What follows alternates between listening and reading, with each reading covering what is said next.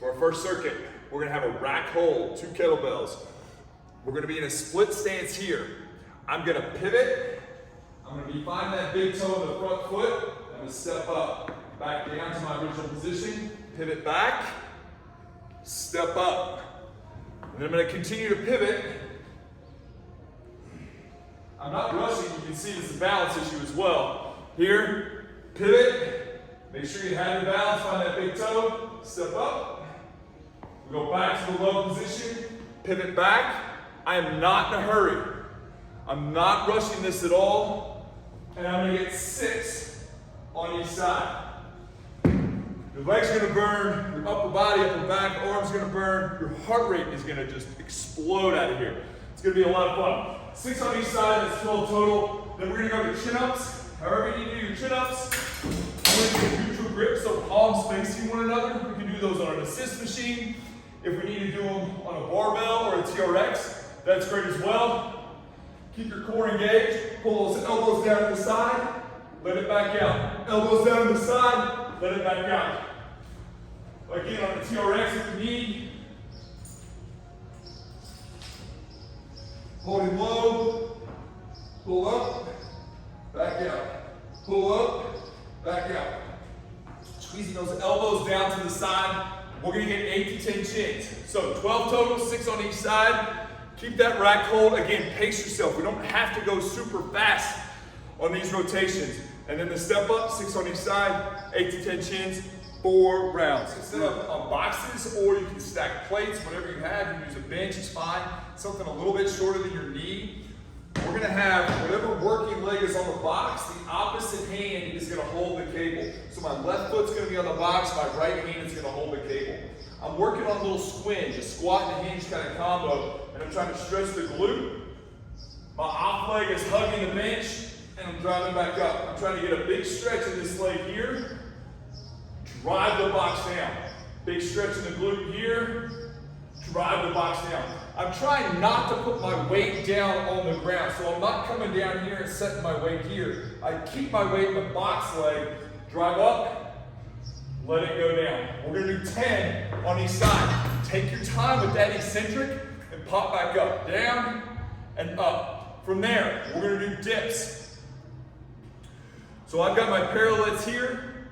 This is great because I'm able to use the ground still. So if I'm not quite strong enough to do my dips, I can be on the ground. You could also set up 2 benches next to each other. You want to make sure you don't put the bench behind you and do dips like this. That really grinds the shoulder.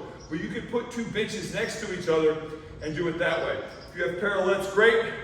We want to make sure we get the weight in our upper body. So pick your feet up for a second, then lightly put them back down.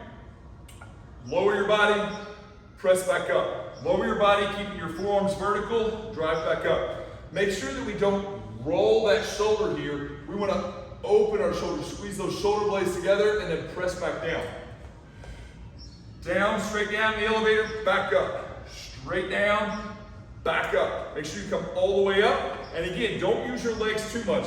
A good trick to get in is to get up on your hands, pick your feet up, and then lightly put them back down.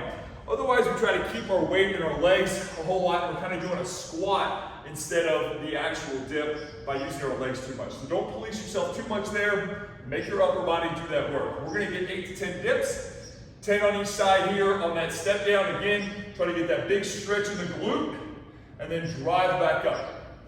4 rounds here. For our last circuit, we're gonna move laterally in a kettlebell swing. So whatever leg I'm actually pushing off with, my outside leg, I'm gonna have the opposite hand holding the kettlebell. So I'm gonna start with my left leg, swing with my right hand, and then I'm gonna switch. Right there like that, switch, switch. Here we go, full speed. I'm pushing off this outside foot, and a hop. Load up in the hip. And I push off each side, load right into the next hinge.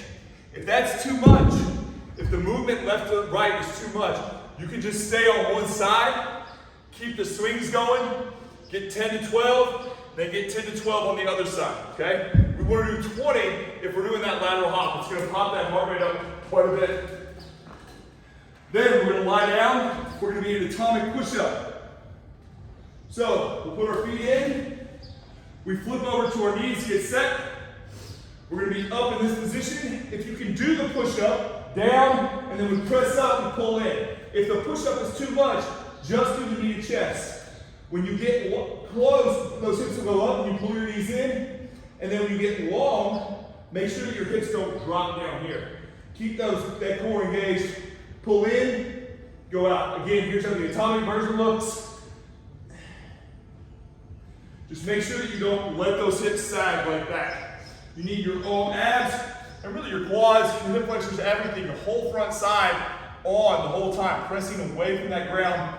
Pull those knees in as close to your chin as you can, and then control that lengthening. That's a lot of magic right there in that lengthening. So if you can control that, we're doing a lot of good there.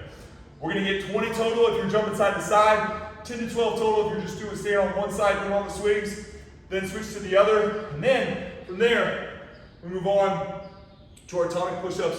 Try and get 8 to 10 there. We'll have 4 rounds. That is absolutely a brutal workout. Have fun.